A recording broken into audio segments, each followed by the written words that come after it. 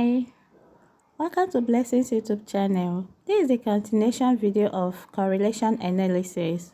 In the previous videos, we've seen Culpeper's direct and shortcut method of calculating correlation coefficient. You can find the links in the description section of this video on our YouTube channel. Now in this video, we're going to see Spearman's rank method of solving numerical problems on correlation coefficient. Please try to watch the complete video to get the clarity about this topic. If you are new to my channel, please do subscribe and hit the bell icon to get further notification of my new upload. Now let's get into the video. The first problem says, the table below shows the ages and the blood pressures of 7 hospital patients. Calculate coefficient of correlation by Spearman's ranking method. And now let's look at the table. Alright, we could see the table here. We could see the row X and the row Y with their corresponding values, right? Alright, step 1 says rank X and Y. We are expected to rank the X series and as well the Y series.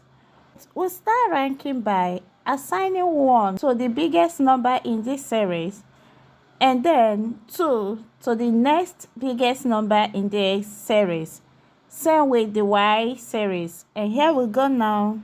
And so we title this row rank X, right? And this row rank Y. And so looking at the X series, we did say we start ranking by assigning 1 to the biggest number in this series. Looking at this series, we could say 72 is the biggest number, and so 72 takes in rank 1, followed by the next biggest number here. We have 60, it takes in rank 2, right? Followed by 56, takes in rank 3, followed by 48, takes in rank 4, followed by 42, which takes in 5, right? And 35 takes in rank 6, and lastly 26, being the least number, takes in rank 7, right? Somewhere we're also expected to rank the Y series. The rule is the biggest number in the series takes in rank value of 1, and here we go. Looking at this series, we could see that 182 is the highest number, and of course it takes in rank 1, followed by 135, which takes in the rank of 2. So 130 takes in the rank 3, followed by 120 takes in rank 4, 98 takes in rank 5, right? And 88 takes in rank 6. And lastly, 80 takes in rank 7, right? And so we succeeded in ranking both the X series and Y series. Step 2 says derive values for the difference between ranks. So difference simply means subtraction, right? And here we go. 5 minus 5, of course, here we have 0. The difference for this column is 0, followed by 3 minus 1, 2 here. 4 minus 4, we have 0. 6 minus 6, we have 0 here. 7 minus 7, we have 0 here. And lastly, 2 minus 2, we have 0, right? Step 3 says square the difference between ranks and add up their values. And here we go. So we title this D square. Remember, the instruction is to square the difference between ranks, right? And for the first one, 0 square, of course that gives 0. 2 square, 4, right? 0 square, 0. 0 square again, we have 0 here. And 2 square, we have 4, right? 0 square, 0. And lastly, 0 square again, we have 0 here. And remember, the instruction is to add up their values. Now let's add up their values. 0 plus 4, of Of course, we have 4 plus 0 plus 0 plus 4. We have 8 now, plus 0, and lastly plus 0. Addition of all that gives us 8, and we record that now. Summation d square equal 8, right? The first says determine the sample size. This takes us back to our table. And looking at our table, we could see the sample size is 7. 1, 2, 3, 4, 5, 6, 7, right? And then we record that sample size n equal 7. And the last step says calculate the Spearman's rank correlation coefficient.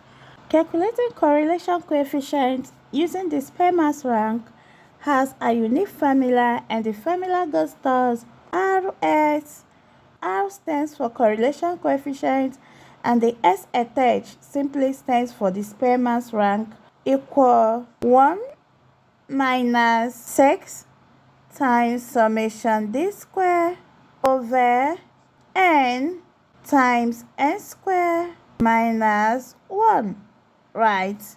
Substituting all these values into our formula, we have 1 minus 6 times summation d square, we had 8 over, we have n here, with this n value is 7, right? Following our formula, we have n square, n value is 7, we have 7 square here, minus 1, right, equal 1 minus 6 times 8, we have 48 here, over, following the formula, we have 7 here, times 7 squared, we have 49, minus 1, right, equal to 1 minus, we have 48 here, over 7.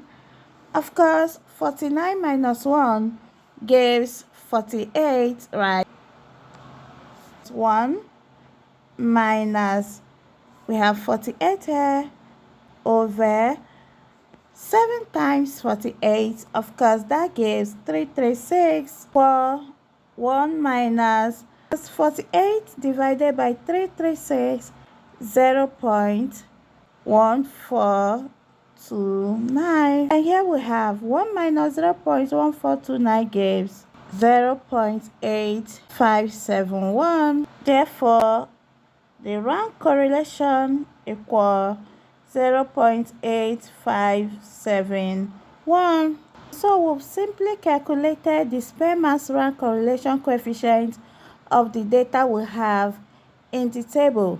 And the interpretation is that it is positively correlated. And remember, we did say that the value of correlation coefficient ranges between -1 and +1. Let's solve our problem associated with tied ranks. Question says calculate coefficient of correlation for the following series by Spearman's method. We could see the series X and series Y. The first step says rank X and Y. We title this row Rx. For the first series X, we could see 64 in 2 places, just like we did for the first example. Here we rank by assigning 1 to the highest number in this series, and of course the highest numbers here we could see 67 in 2 places, right? Of course, we assign rank 1 to the first 67, also assign rank 2, right, to the second 67. The next highest number here we have 65, we assign rank 3, followed by we have 64 here in 2 places, and here we assign rank 4 here. For this, we assign rank 5. And lastly, the least value here takes in rank 6. Looking at X series, we could see 64 in 2 places alongside with their corresponding ranks. The first 64 had 5 as its rank, and the second 64 had 4 as its rank, right? And so to get the actual ranks for these 2 values, right, we simply add the 2 ranks together. That is 5 plus 4 and dividing by 2. That is getting the average of these ranks. So 5 plus 4 gives 9, and 9 divided by 2 of course gives 4.5.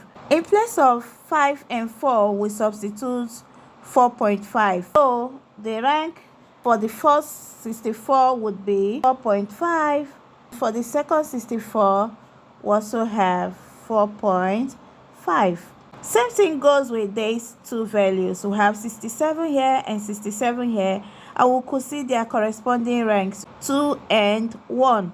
And of course, the appropriate rank becomes getting the average of these two ranks. 2 plus 1 gives 3. 3 divided by 2 gives 1.5. And now we substitute 1.5 in place of these two ranks. And here we go now. 1.5 and also 1.5 here, right? So we succeeded in ranking the first series. Let's also proceed to ranking the second series. I will title this RY, right? Alright, as usual, you locate the highest value in the row, and of course the highest value in this series is 71, and it takes in the rank value of 1, followed by 70. We have 70 in two places. Of course, this one takes rank 2, and this takes rank 3. Followed by, we have 68 in two places here. We have rank 4 here, and the next 68 takes rank 5. And lastly, the last value, being the least value, takes in the rank value of 6. Looking at the Y series, we could see 68 in two places with their corresponding ranks. They both have 5 and 4 as their ranks. And of course, we did say we add the ranks together, and 5 plus 4 gives us 9 over 2 gives us 4.5. So in place of 4 and 5, we write 4.5. And here we go now. 4.5 here and 4.5 here, right? Same goes with 70. We could see in the Y series, 70 appeared in two places. Its corresponding ranks as 2 and 3. And of course, we get the average rank by adding 2 and 3 gives us 5. 5 divided by 2 gives 2.5. Here, 2.5, we substitute the rank values here. And here we go. 0.5 here. Also 2.5, right? Succeeded in ranking both the X series and the Y series. So says derive values for the difference between ranks. We title this row D. D in this context simply implies subtracting each rank from the other. For this first column, we have 6 minus 4.5 is 1.5, followed by 4.5 minus 4.5. Here we have 0. Next, 6 minus 4.5, we have 1.5 here, followed by 3 minus 1, we have 2. 2.5 minus 1.5, 1 here. Lastly, 2.5 minus 1.5, we have 1 here. Step 3 says square the difference between ranks and add up their values. And here we go. We title this row D square. For the first one, 1.5 square gives 2.25, right? Followed by 0 square, of course, remains 0. 1.5 squares also gives 2.25. 2 square, of course, that gives 4. 1 square remains 1.